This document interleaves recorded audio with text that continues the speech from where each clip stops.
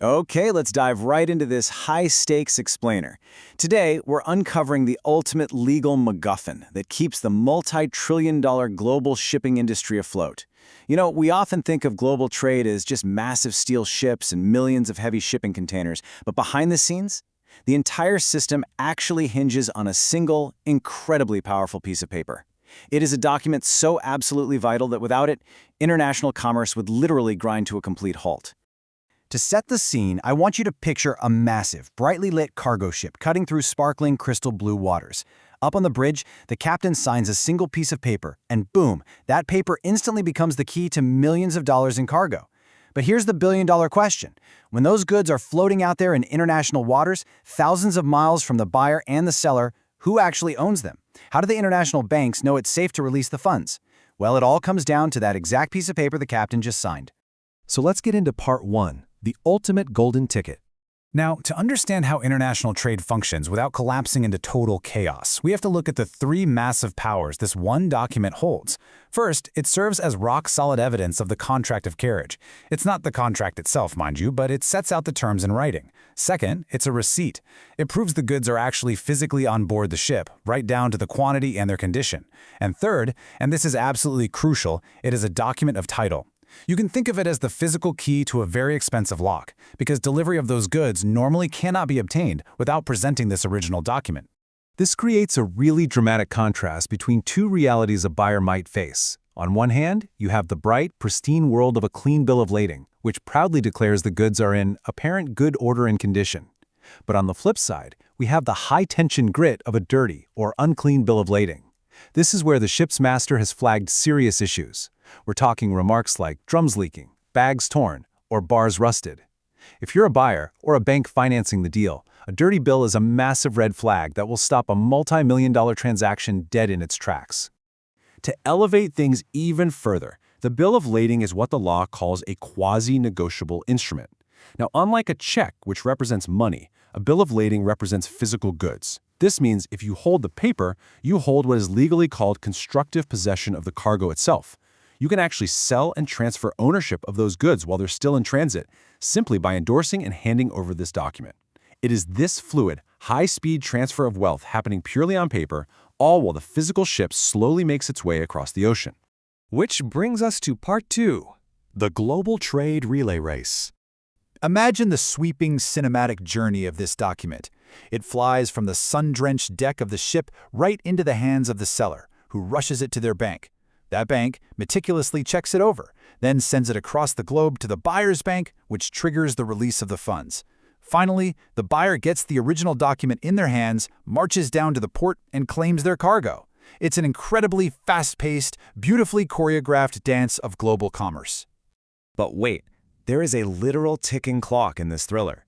Under documentary credit rules, a shipper has exactly 21 days from the date of shipment to negotiate this bill with their bank. If they drag their feet and wait until day 22, the document becomes what's known as stale. And if it's stale, the bank simply won't pay. No way. It adds this massive rush of adrenaline to the whole logistical process, ensuring the paperwork moves just as urgently as the cargo itself. Just when everything seems clear, we hit part three. Enter the charter party. Here's a huge plot twist. When a massive vessel is rented out to carry bulk goods, like thousands of tons of golden grain or jet black coal, the bill of lading suddenly steps back into a supporting role. It becomes just a simple receipt. Meanwhile, the heavy-hitting, complex rules of the charter party take over completely behind the scenes. This is the overarching contract between the ship owner and the charterer who is actually renting the vessel.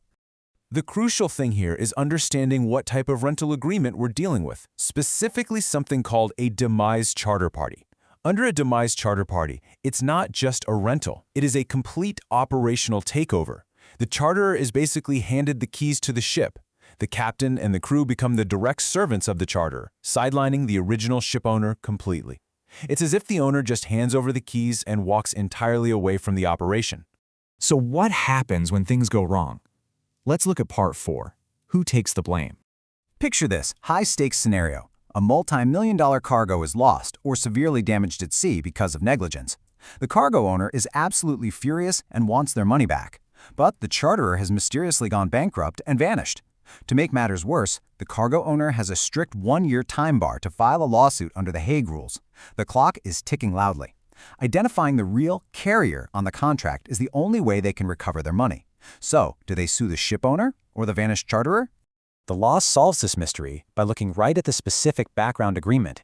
If it's a demise charter party, remember, where the keys were handed over, the master acted for the charterer, so the charterer is legally the one on the hook. And if they're bankrupt, the cargo owner might just be out of luck.